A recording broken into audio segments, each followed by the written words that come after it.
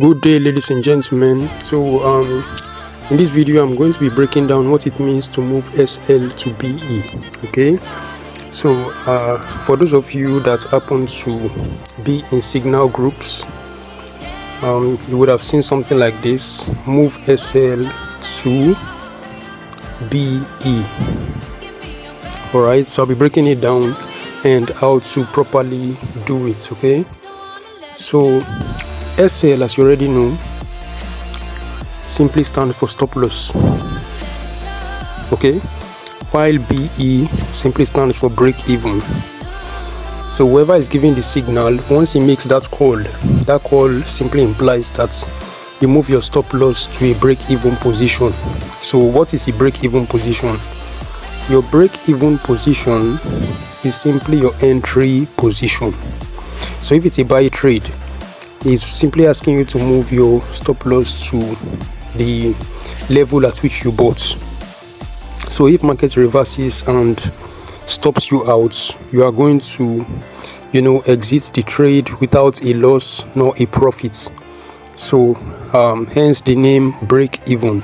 Okay, one way I like to do it is, if price has gone in my direction up to this point, I would prefer to lock in some profits. Okay, so you can see right now this is a sell trade that I'm on, and price has shot violently in my direction. Okay, so if I want to move SL to BE, what it simply implies is that I'll click on my SL and then I'll move it on top of my sell trade, just like this. Okay, so I'll modify it and definitely you would see the SL perfectly sitting on top of my entry position. So that's how to move SL to BE.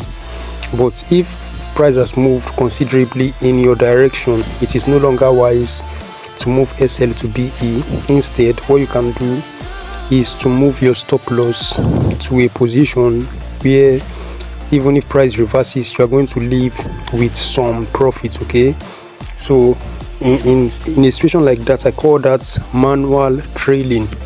Okay, manual trailing of your stop. Okay, let me write that down: manual trailing, and it's done in a skillful manner. Manual trailing. Okay, some people do their manual trailing the wrong way, so I'm going to give you hints on how to manually trail your stop. Okay, so as you can see, price is shooting violently downwards. So if you want to trail your stop, you move your stop loss. Let's say price recently created this lower high and then broke it in the downwards direction. If market is to continue in this downward direction, it has no business taking out this lower high that was created. So this lower high becomes a protected level. So this lower high is where you are expected to move your stop loss to. So once it breaks it and moves downwards, and let's say price is somewhere around here, what I'm going to do is I'll move my stop loss from here to this top, like this, just on top of the lower high. Okay, that's where I'm going to place my stop loss. Then price proceeds to create this bullish candle right here that looks like an order block from which bearish candles moved. This bullish candle becomes my next area of interest where I'm going to move my stop loss to. I'll place it above it. So even if price wants to come back, this bullish candle is going to act as an order block to push it lower. Okay, so the safe place for my stop loss to move to is above this bullish candle.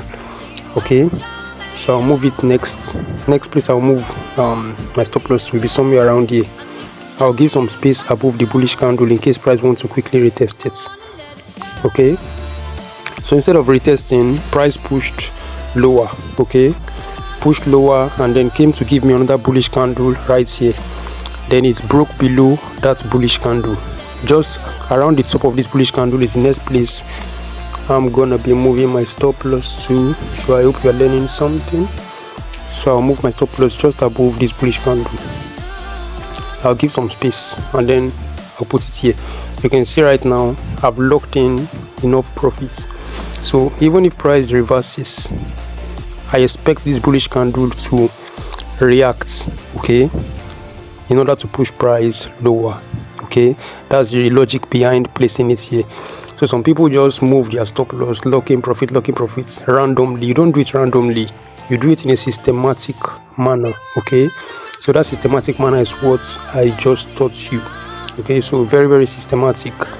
And I'm waiting to see if there will be another bullish candle around here. Once that forms, I can then move this up here. Okay, so this is my current SL positioning. All right, I simply moved it up here in order to explain the SL to be a scenario. This is where my stop loss currently is. At least I know price can't just quickly give me, what was it called, a spike that will take me out. Okay, this is not boom and crash that I'm trading. This is volatility 75 index. Okay, so there is no such thing as while I'm explaining, probably a spike will just come and move things up. That's why I was able to move this guy up here. Okay, so basically I hope you learned one or two things, you know, from this video. If you're a new viewer, please subscribe to the channel and turn on the notification bell. I'll see you in the next video. Thanks for watching.